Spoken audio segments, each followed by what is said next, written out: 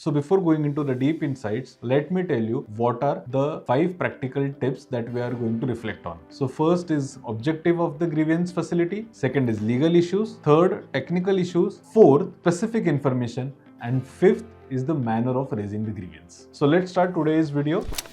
I am Ketan Kank from 19.2 Consulting.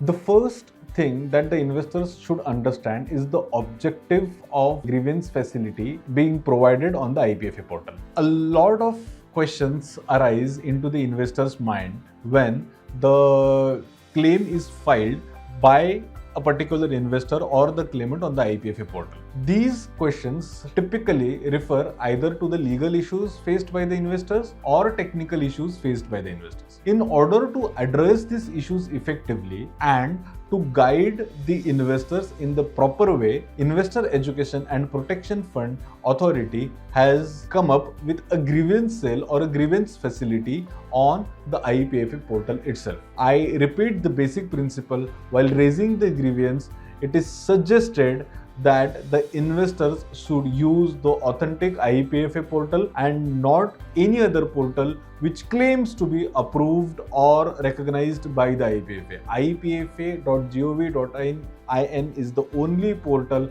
which actually caters to the investor services through the government or Ministry of Corporate Affairs. Alternatively, investors can also visit mca.gov.in. So these are the only portals through which the grievance can be raised and they can be tracked. Point number 2, the legal issues. After having taken a look at the objectives of the grievance cell or the grievance facility, let us find what are the legal issues that generally the investors face. So the legal issues are such that which kind of documents to be filed. Documents should be signed by the particular investor or surety or witness, or who should be the signatory on a particular document. Then there are a lot of affidavits and indemnity bonds, those are to be signed. Who should sign indemnity bond or the affidavits, and in what scenarios or in which cases the particular document has to be submitted to the IEPFA, and whether a particular documentary requirement is applicable in the particular case or not.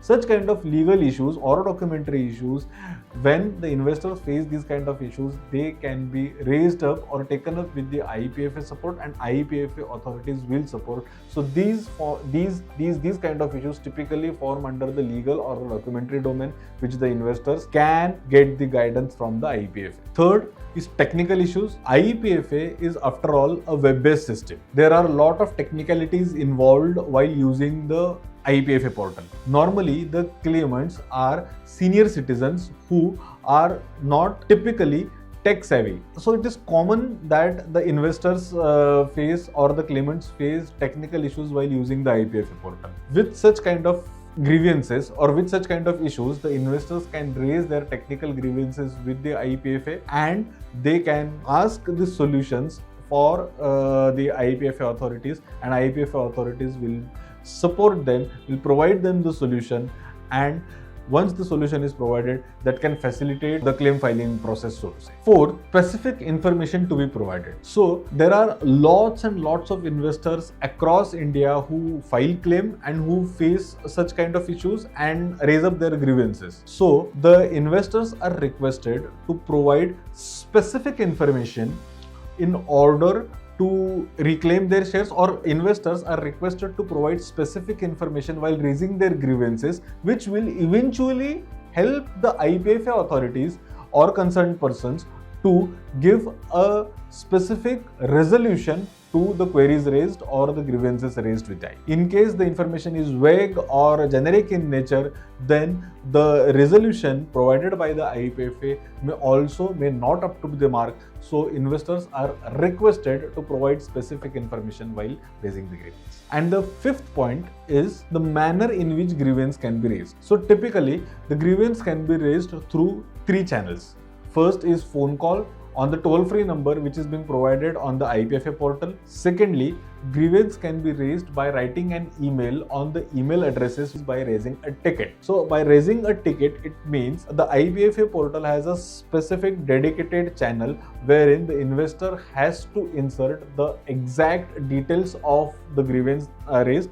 Then a ticket number is assigned to that grievance raised and registered with the IEPFA, and through that ticket number, the investor or the claimant can actually track the resolution to his grievance, and then along with it, he can also reopen the ticket if he is not satisfied with the resolution provided by the IEPF. So these were the 5 practical tips to raise grievance should the investors face any problem while using the IEPFA portal. The problems, as I've said, can be legal or technical. In both ways, IEPFA authorities are there to help you. Should you face any problem while using the IEPFA portal, be it legal or technical, you can feel free to reach out to us. You can reach out to us by writing an email on info@192.in, or you may also simply mark your comment in the comment section of this video.